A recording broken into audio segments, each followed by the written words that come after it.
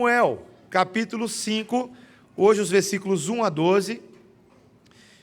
Primeiro livro de Samuel, capítulo 5, versículos 1 a 12.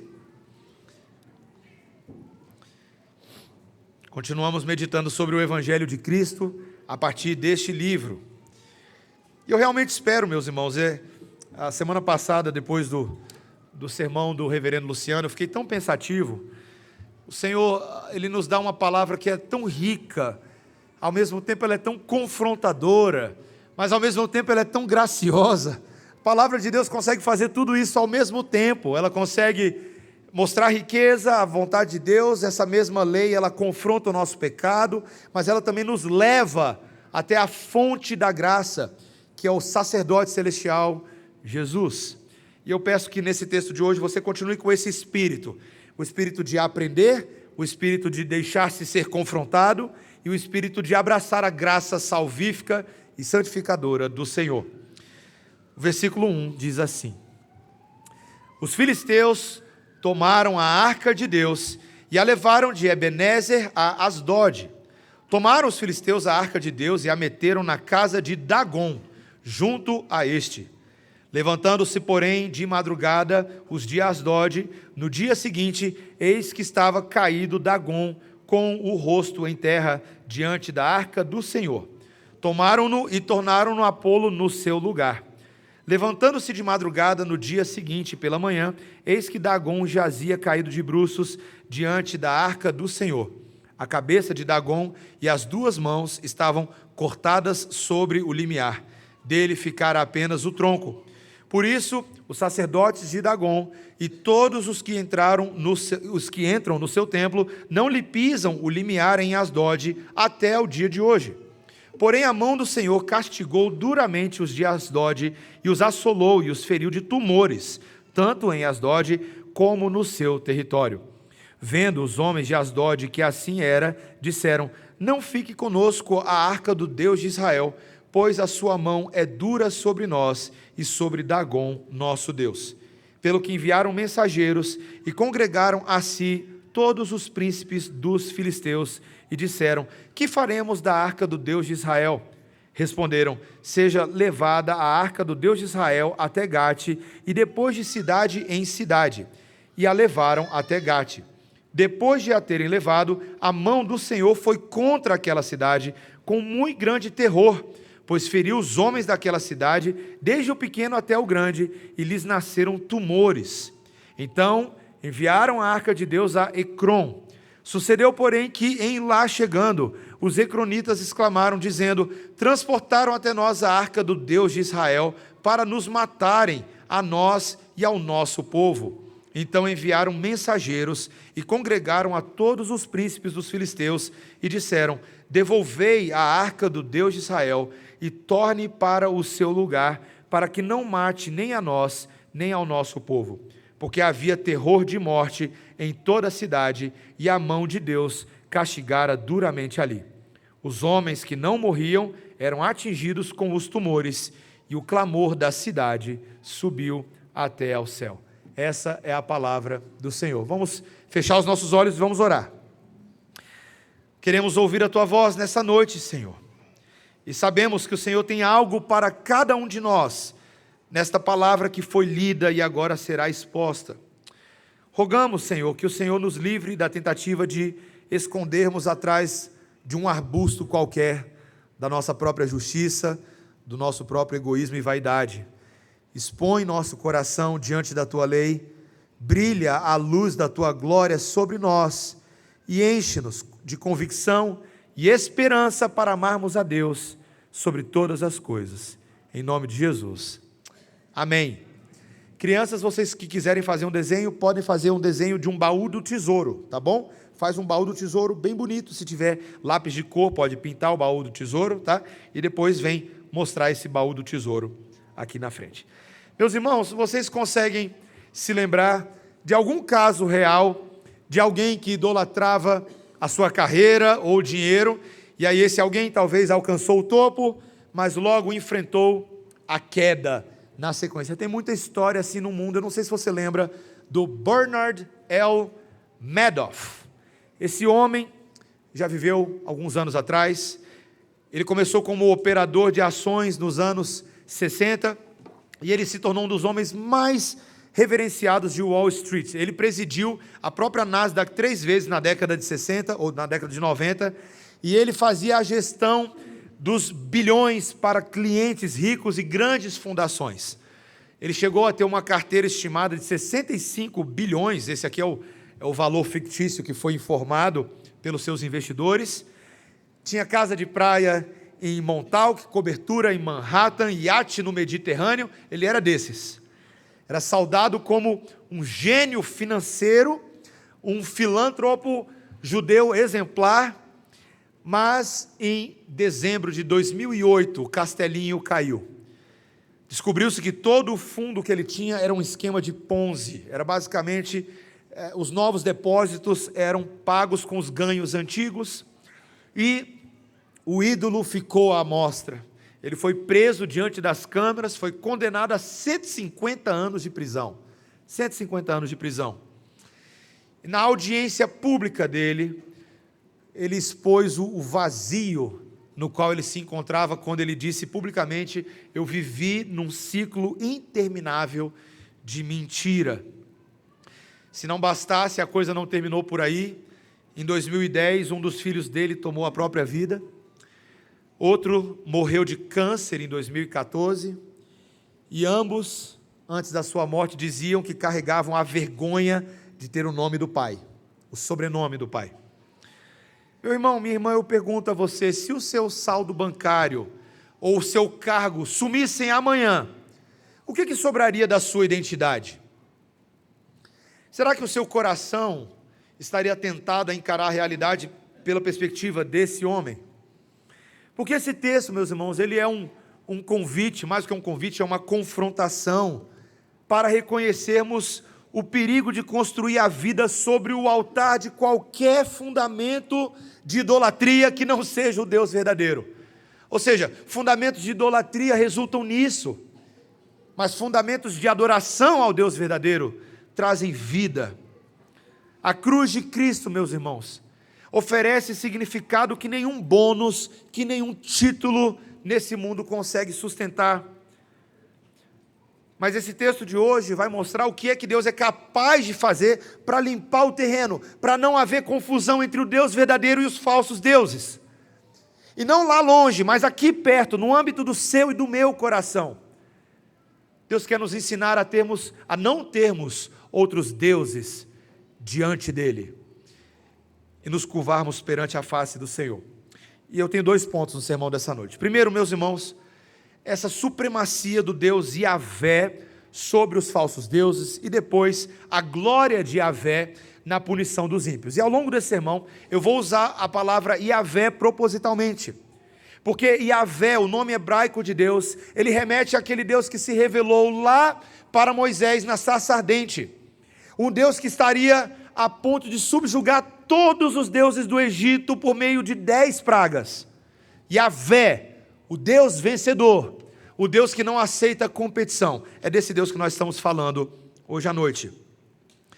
Nós vemos que a história de Israel vem definhando, meus irmãos, porque apesar de haver um profeta, Samuel, havia ainda uma herança de Eli e de seus filhos Ofni e Finéias, que oficiaram de forma má perante o Senhor e perante o povo de Israel, cometeram pecado contra Deus e Deus julgou o povo por causa deles, e trouxe condenação sobre eles mesmos. Ofni e Finéias morreram, Eli morreu, e talvez mais temível ainda, a arca do Senhor foi levada pelos inimigos, pelos filisteus, é o que o texto nos diz no versículo 1, eles levaram essa arca de Ebenezer a Asdod.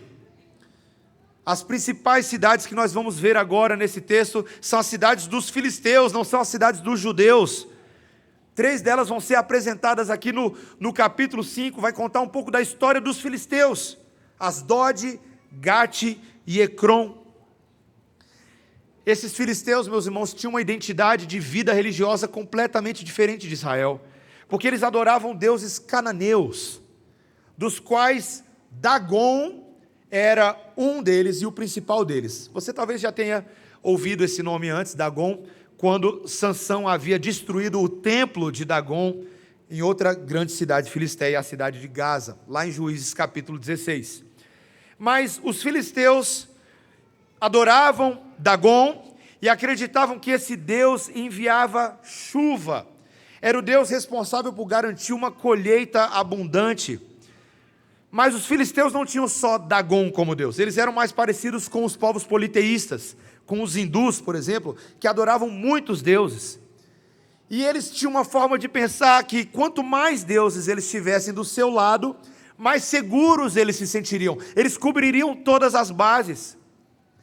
E era por isso que eles queriam a arca dos hebreus, dos israelitas. Eles pensavam assim, que se essa arca da aliança podia ajudar os israelitas, ela também poderia ajudá-los. Eles poderiam obter o poder dessa arca da aliança e assim seguiriam em frente. Eu não sei se você sabe disso, mas você sabe que o próprio Hitler pensava dessa forma? Uma das sagas da vida do Hitler era tentar encontrar a arca perdida, a arca da aliança. Porque ele pensava dessa mesma forma, ele achava que se ele encontrasse a arca, ele teria o poder, e assim ele poderia estabelecer o Reich, o reinado dos alemães, de uma raça pura.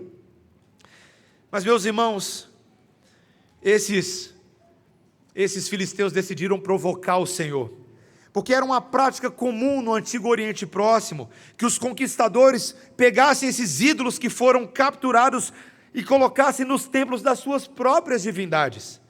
Eles acreditavam que os deuses dos vitoriosos haviam derrotado e capturado os deuses dos seus inimigos.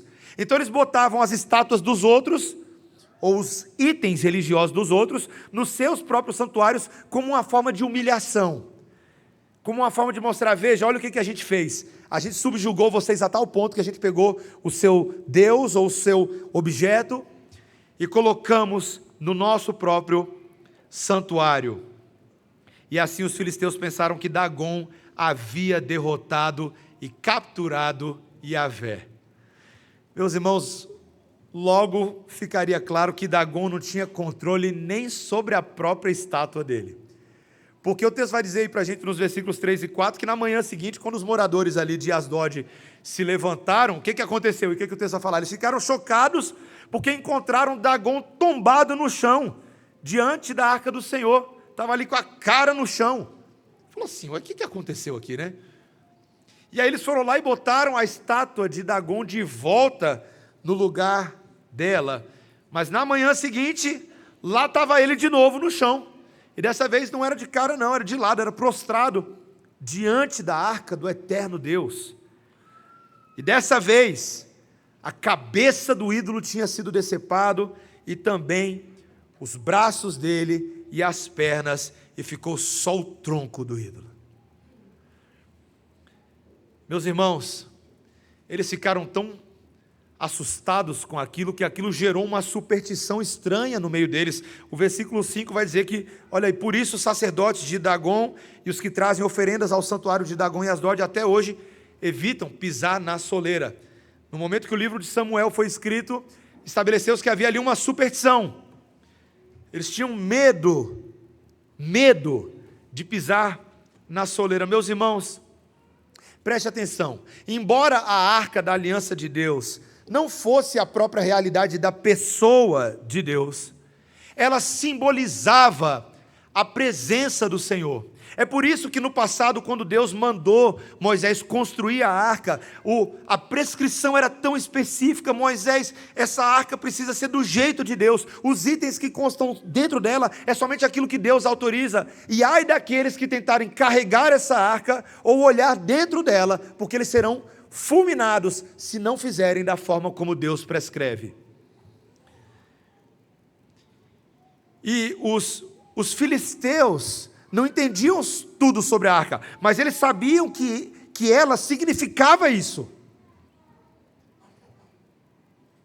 E em nome da própria glória de Deus, Ele não permitiria que esses pagãos, que em sua ignorância equiparavam essa caixa a Yahvé, mas Deus não permitiria que esses homens elevassem seu ídolo acima de si mesmo. Porque Dagon não era de nada, meus irmãos. Dagon era apenas uma invenção da imaginação desses homens, sem vida, sem poder. Esses homens cujas imaginações eram motivadas por demônios, criavam figmentos.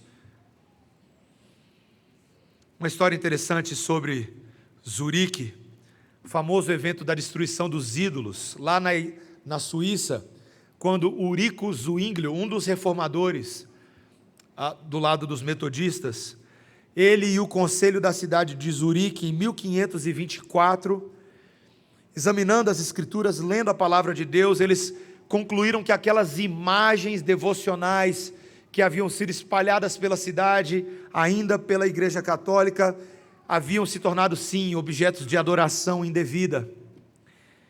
Então, ali, naqueles 2 anos, Zwinglio e o conselho de Zurique e os trabalhadores municipais da cidade, acompanhados pelos pastores, removeram os altares, as estátuas de santo, os relicários de todas as igrejas da cidade e levaram eles para serem partidos em pedaços e fundidos para os usos de outras coisas. Meus irmãos, quando a palavra de Deus ocupa o centro, ídolos culturais, mesmo aqueles cobertos de verniz religioso, precisam ser derrubados. Talvez o maior engano do seu coração é achar que esses ídolos não existam hoje. Pastor, a gente não está aqui adorando estátua, a gente não está aqui fazendo nada disso. Meus irmãos, esse é o problema. Porque o sucesso profissional, ou a imagem pessoal, podem ser tratados como deuses que comprovam a nossa autossuficiência. Qualquer conquista, na verdade, meus irmãos, que nos faça pensar, eu venci por mim mesmo. Qualquer conquista, assim compete com a glória de Deus. Se você é tentado a pensar que alguma coisa de boa que você tem na sua vida, você venceu por você mesmo, esse é um ídolo. Esse é um ídolo. Cedo ou tarde ele vai cair de cara no chão. Ele vai ser despedaçado. Tecnologias, dinheiro, essa ganância e essa avareza que nós estamos vendo que as pessoas querem enriquecer a qualquer custo, meus irmãos, vendendo a própria alma para o diabo para ser rico, para influenciar, para ter status, para ser celebridade. Conversando com um irmão essa semana aqui na igreja, e eu tenho ficado preocupado, meus irmãos, esse não era o pecado desse irmão, nada disso, a gente simplesmente estava conversando sobre essa questão das bets. Eu não sei se você sabe o que as bets são, mas as casas de apostas digitais, virtuais, pedaços inteiros da população brasileira estão se endividando profundamente com a ganância de enriquecer rápido, de ganhar na loteria. Me perguntaram esses dias agora, pastor, crente pode apostar na loteria? Gente, o problema não é botar a marcação no papel, o problema é o coração. O problema é o coração que quer enriquecer rápido e veloz. Pastor, eu não quero ter que trabalhar 30 anos, por que não, vagabundo? Por que não? Não, pastor, porque eu quero a aposentadoria rápido. Não, você quer ser folgado rápido.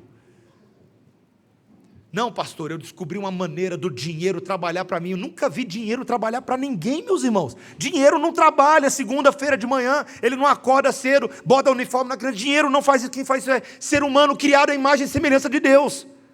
Cuidado com a ganância, cuidado com a avareza.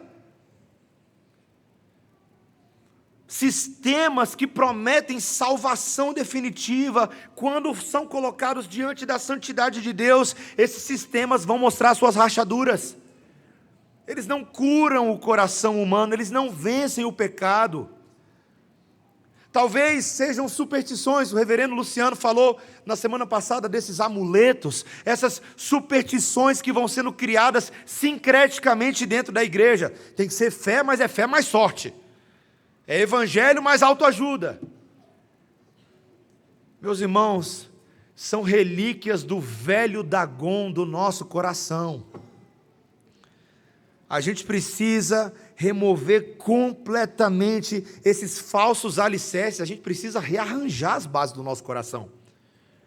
E uma coisa, eu queria só acrescentar um pequeno detalhe nesse primeiro ponto. Uma coisa para mim que fica muito claro nesse texto, é que Deus não precisa de ninguém para resgatá-lo ou ajudá-lo. Talvez alguém poderia nesse texto ficar com peninha da arca da aliança que está lá dentro do santuário. Meus irmãos, Deus não precisa da sua peninha nem da minha. Ele derruba os ídolos como Ele quer. Ele nunca precisou de nós, ainda que frequentemente Ele goste e se agrade de usar instrumentos humanos em seu serviço. O Senhor não depende de ninguém, porque Ele é autossuficiente. Glória a Deus por isso. Eu e você não somos autossuficientes, a gente depende dEle. Nós precisamos dEle dia e noite, e a oração do Pai Nosso nos ensina isso. Pai Nosso que está no céu, santificado seja o Teu nome, venha a nós o Teu reino, seja feita a Tua vontade.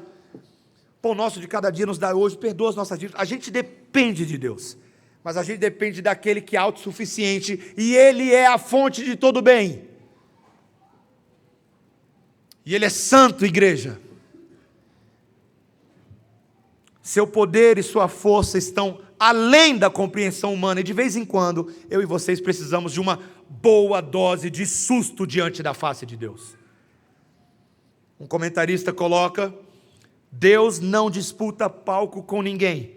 Ele expõe e derruba qualquer rival que tente receber a glória que lhe pertence. Então não vai arrumar briga com Deus não, tá? Não se coloque nessa posição de tentar rivalizar contra Deus. Submeta-se, humilhe-se debaixo da potente mão de Deus agora mesmo. Hoje a gente estava conversando ali no curso de noivos, falando sobre a imagem daquele que se ajoelha diante de Deus. Qual foi a última vez que você se ajoelhou? Se ajoelhar de verdade, no seu coração primeiro, depois com o seu joelho aí, ó. A gente precisa reconhecer o lugar de Deus nas nossas vidas, porque em segundo e último lugar, meus irmãos, a glória de Yahvé, que é suprema sobre os deuses, essa mesma glória de Yahvé, ela pune os ímpios. O texto vai nos dizer finalmente no versículo 6, olha aí comigo o versículo 6, aquilo que os filisteus ainda não entendiam, agora eles entendem. Versículo 6, porém a mão do Senhor castigou duramente os de Asdod, e os assolou, e os feriu de tumores, tanto em Asdod, como no seu território. Yahvé estava ativo, lá no meio dos filisteus, e se num primeiro momento aquela queda dos ídolos apenas os intrigou, eles ficaram curiosos, agora, os sofrimentos pessoais deles, os convenceriam de que Yahvé era poderoso e ativo, e mais poderoso do que Dagon. A arca da aliança ali estava trazendo um problema para eles, e eu acho isso tão interessante, meus irmãos, porque a gente está falando de descrentes, tá? Esses filisteus, eles não tinham aquela revelação de Deus, eles tiveram que acabar tirando suas próprias conclusões e deduções. Mas quando as pessoas que moravam ali, nas proximidades, começaram a adoecer, começaram a morrer com tumores pelo corpo, isso imediatamente eu lembro das 10 pragas, aquelas úlceras, aqueles sangramentos pútridos, cheios de pus. Eles claramente perceberam que a arca não era um bom presságio. Aquela arca era a fonte de um poder maior do que eles já tinham jamais visto, maior do que o que eles podiam controlar. E é curioso, meus irmãos, que agora começa uma corrida de passar a arca para frente. Eles tinham 5 cidades. Cada governante dos filisteus morava numa cidade diferente: Gate, Ecrom, Asdod, Ascalon e Gaza. E a arca agora vai para 3 dessas capitais, uma tentando se livrar do problema para outra. Primeiro ela foi enviada para Gate, mas o que começa a acontecer lá em Gate? A mesma coisa que aconteceu em Asdod. Todo mundo doente, gente morrendo. Quando os ecronitas ficam sabendo que o pessoal de Gate está querendo mandar para Ecrom, fala: aqui não, vocês são doidos. Vocês estão querendo trazer a arca do Deus de Israel para cá para a gente morrer? Meus irmãos, eu fico perplexo quando os ímpios conseguem chegar a uma conclusão mais correta sobre quem Deus é do que às vezes os próprios evangélicos. A gente vai morrer, olha o que está acontecendo. Começou, meus irmãos, essa brincadeira da batata quente. Você sabe o que é, crianças, a brincadeira da batata quente? É aquela que fica cantando uma musiquinha, e aí o pessoal fica passando o objeto, a batata quente, um para o outro, e na hora que termina a música, na mão de quem parar, essa pessoa está frita. Meus irmãos, aqui a música já tinha acabado. A paciência do Senhor já tinha terminado. Porque Ele é santo, e a santidade da paciência dEle, ou a paciência da santidade dEle, já tinha chegado ao limite. Eu quero que os irmãos percebam tanto que a gente aprende com esse texto. Primeiro, veja que esse juízo está revelando a glória de Deus. O mesmo Deus, preste atenção, o mesmo Deus que salva pela graça, Ele também se glorifica ao julgar o mal. Lá em Romanos 9, 22 a 23, quando o apóstolo Paulo está explicando essa dinâmica, por que nem todos os judeus são o verdadeiro Israel de Deus? Por que nem todos eles se convertem a Jesus? Paulo explica, porque alguns foram predestinados para a salvação, mas outros são vasos preparados para a perdição. E Deus é glorificado nos dois, tanto nos que se salvam, que recebem a vida eterna, mas também naqueles que rejeitam ao Senhor. Hoje, meus irmãos, existem correntes culturais que celebram injustiça, que celebram a corrupção no nosso país, que banalizam o pecado, e essas coisas florescem por um tempo. Por um tempo. Mas o Senhor haverá de expor e corrigir todas as coisas. E Deus não vai fazer isso só lá no dia do juízo, meus irmãos. Veja, eu creio que Deus já está fazendo isso. Quando Deus envia crises econômicas, quando Ele permite o colapso moral da sociedade, quando Ele expõe essas coisas à própria vergonha pública, Ele está agindo por trás dos bastidores. Esses filisteus estavam agindo na ignorância deles, mas eles não eram sem culpa diante de Deus. Deus os responsabilizava pela sua blasfêmia, pela violação do primeiro mandamento: não terás outros deuses diante de mim. Por quê, meus irmãos? Porque a lei de Deus é absoluta sobre justos e injustos. Ah, mas ela não se aplica a mim porque eu não sou cristão. Você está frito se você pensa assim. Porque no dia do juízo é a lei de Deus e é apenas ela que vai julgar toda a carne. E eu espero que nós tenhamos essa visão quando a gente vai falar de evangelização e missões. Será que quando a gente pensa na pregação do evangelho, na evangelização, na missão, nós estamos dispostos a pregar todo o evangelho? Todo o desígnio de Deus? Porque tem gente às vezes que eu acho que só gosta de falar só do lado positivo das coisas, né? Jesus é bom, Jesus é legal, Jesus é gracioso, Jesus salva. Salva do quê? Qual é o tamanho do buraco? Qual é o tamanho da condenação? Qual é o tamanho do juízo? Qual é o tamanho da perdição? Se você não contar essas coisas, se a pessoa não tiver medo de ir para o inferno, como é que ela vai correr para o céu?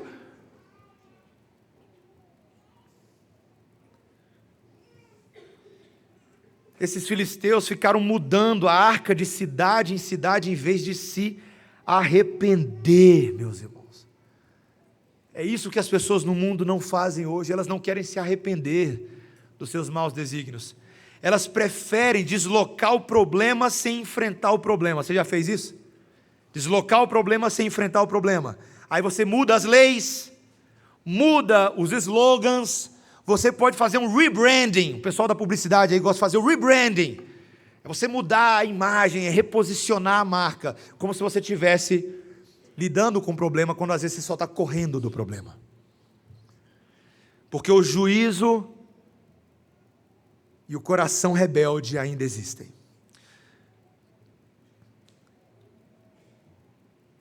Em 1665, a Inglaterra, no período dos puritanos, ela vivia um momento de grande euforia comercial, mas de uma moralidade completamente frouxa sob o reinado de Carlos II.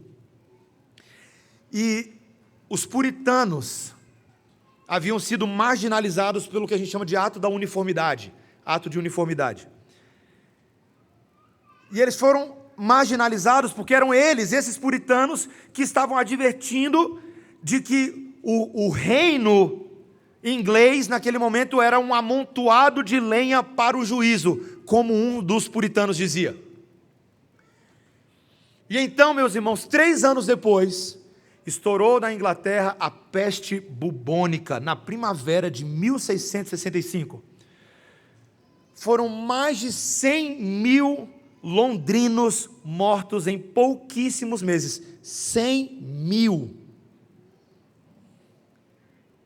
E esses mesmos pregadores que haviam sido expulsos dos púlpitos, homens como Thomas Brooke, como Thomas Vincent, publicaram folhetos dizendo que a mão do Senhor estava chamando a nação da Inglaterra ao quebrantamento. E tem gente até hoje que acha que a pandemia do coronavírus foi só um evento aleatório. Só foi uma coisa que aconteceu. Já resolvemos. Fica tranquilo. Está tudo no controle. A gente tomou vacina, usou máscara, mas o coração continua podre, né? Porque a pandemia do coronavírus, ela foi um alerta às nações, mas ela em si não tem poder para mudar corações. Ela só pode alertar. O alerta dela é: Jesus está às portas. Você achava que a peste bubônica era grande, né? Aí Deus manda coisas maiores, mais globais, porque o rei global está voltando. E nós vemos essas coisas.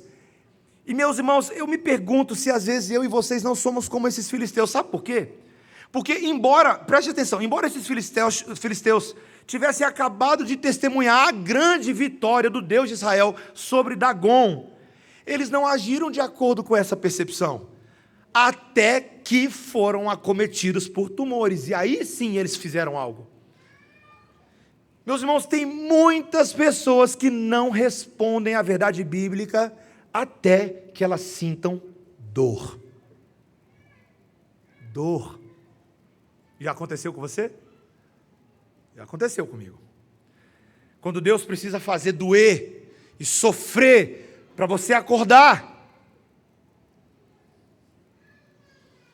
Será que eu e vocês estamos dispostos a ouvir Deus em nome da verdade, ou a gente só se volta para Ele quando a gente está sofrendo? Quando tudo está desmoronado? Quando parece não haver mais esperança?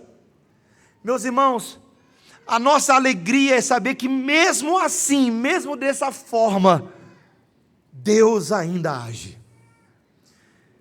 O texto termina dizendo que só quando eles reconheceram a mão de Deus é que eles planejaram devolver a arca. Você viu aí versículo 11? Olha aí o versículo 11. Então enviaram mensageiros e congregaram a todos os príncipes dos filisteus e disseram: devolvei a arca do Deus de Israel e torne para o seu lugar, para que não mate nem a nós, nem ao seu povo, porque havia terror de morte em toda a cidade, e a mão de Deus castigara duramente ali.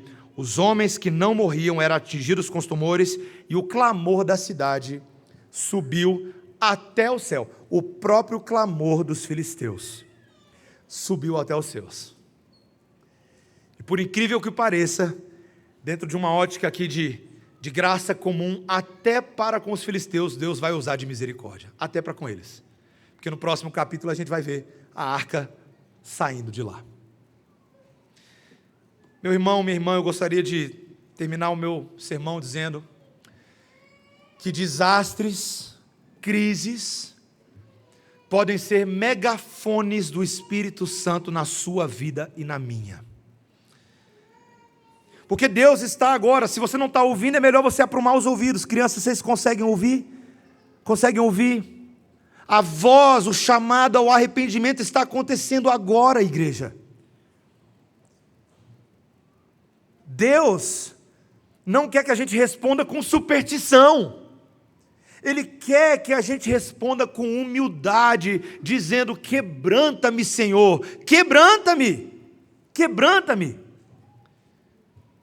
Você tem que ver o que esse texto está mostrando, porque parece que esse texto termina com calamidade, mas não, ele termina com uma marcha de vitória, porque se você for perceber bem, à medida que essa arca do Senhor vai andando de cidade em cidade, é a marcha do triunfo, né? É o Senhor vencendo sobre todas as cidades dos filisteus. Porque Deus não pode ser manipulado, nem por aqueles que o confessam, nem controlado por aqueles que o desafiam. Deus não pode e não será.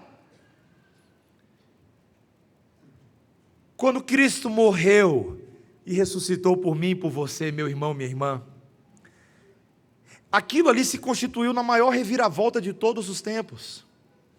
Sabe por quê? Porque aquela aparente derrota se transformou em uma vitória retumbante.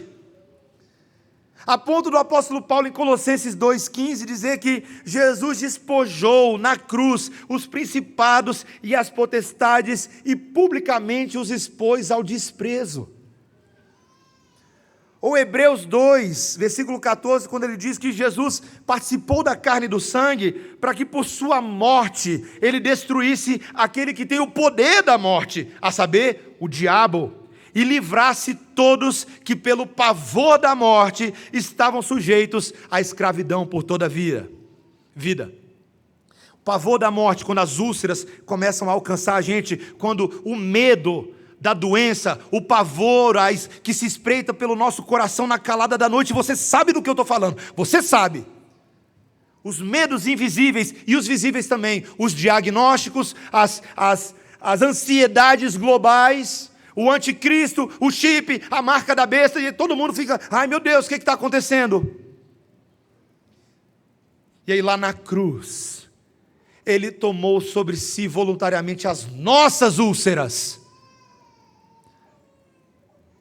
o nosso câncer espiritual, e expôs publicamente ao desprezo tudo aquilo que nos escravizava por toda a vida. Sabe por quê, meus irmãos? Porque o nosso Deus é maior do que Dagon.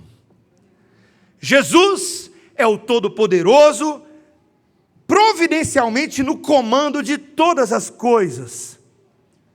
Não julgue pelas aparências. A cruz parece a aparência de derrota, mas no terceiro dia Ele ressuscitou. E quando Jesus voltar, Ele vai voltar em tanta glória e tanta majestade, que eu e vocês seremos tomados de tanto louvor e de tanta alegria. A gente falará: aleluia, Senhor. Que imagem gloriosa, depois de tanto sofrimento nesse mundo, o Senhor voltando para a sua igreja. Meus irmãos, é um convite não para o futuro, mas é um convite imediato para que os falsos deuses, sejam dos egípcios, dos filisteus, mas esses que você tem na sua vida, que eles sejam colocados por terra, porque eles vão ser julgados, eles serão reduzidos a nada. A cruz mostra que Deus preferiu perder o seu próprio filho, sofreu em seu próprio juízo, para salvar ímpios. Portanto, fugir do arrependimento hoje à noite é rejeitar a supremacia de Cristo sobre a sua vida. É rejeitar a graça. A graça. Eu termino dizendo que a semana um irmão compartilhou de uma luta que ele teve alguns anos atrás. Pedi liberdade para ele para compartilhar, não os detalhes, simplesmente um período da vida dele que ele se sentiu tão distante de Deus, tão afastado do Senhor, porque a força do pecado destruiu a vida dele. E eu perguntei para ele como é que ele fez para se recuperar então, porque ele está conosco hoje. Ele falou: um belo dia, eu li a Bíblia e a Bíblia falava em Mateus 6 para eu entrar para o meu quarto e orar a Deus em secreto, porque o Deus que me vê em secreto me recompensaria. E eu entrei para aquele quarto e ali eu desarmei a minha vida dos meus ídolos, eu confessei tudo ao Senhor. E Deus fez um milagre na minha vida, ele disse. Um milagre. Naquele momento, Deus encheu meu coração com a supremacia do amor de Deus por mim, pecador. E eu senti Deus na minha vida. Eu vi o Espírito Santo agindo no meu coração naquela hora. A paz que excede todo entendimento guardou o meu coração.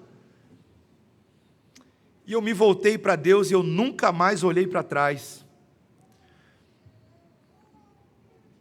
Meus irmãos, talvez eu e vocês estejamos tentando fazer força para idolatrar nossas carreiras, nossas carteiras, mas o fim disso é só queda.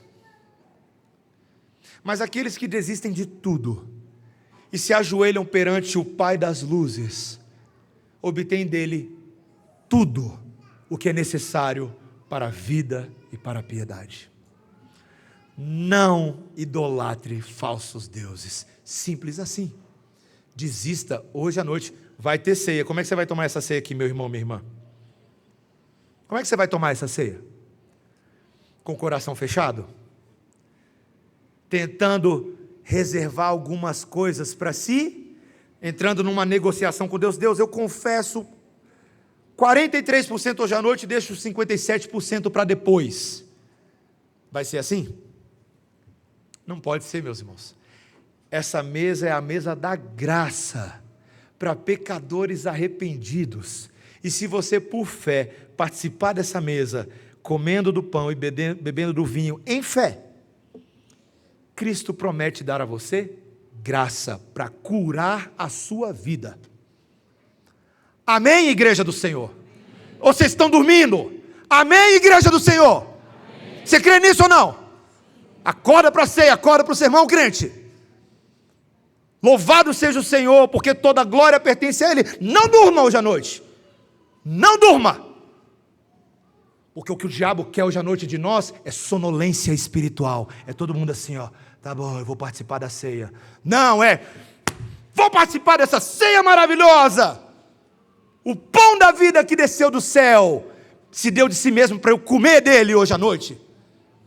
E eu vou beber do vinho dele. E o Senhor vai curar os meus pecados e me reconciliar com Ele e com os meus irmãos. Essa é a ceia do Senhor. E essa é a palavra do Senhor. Acorde nessa noite, igreja. Não durma. O diabo está tentando nos matar. Não durma. Estou gritando mesmo. Não é brincadeira isso aqui. Porque o mundo está morrendo e nós não temos o direito de ser como aqueles que não conhecem o Senhor. Nós somos da luz do dia e não como os da noite, embriagados nas suas orgias e nos seus pecados. Nós somos da vitória, igreja. Jesus é maior do que Dagon, igreja. Creia nisso, igreja. Leve a sério o Senhor. Não brinque com o Senhor hoje à noite. Você vai participar dessa mesa e quem estabeleceu essa mesa para nós é o Deus Santo. Ele é santo e Ele é misericordioso. Então se aproxime dEle em santidade e confesse os seus pecados. Feche os seus olhos, vamos orar. Senhor Deus, nós estamos diante da Tua face nessa noite. E ai daquele que tentar brincar com o Senhor. Nós não somos da brincadeira. Nós somos o povo de Deus. Então, Senhor, tem misericórdia desses pecadores, a começar por mim nessa noite.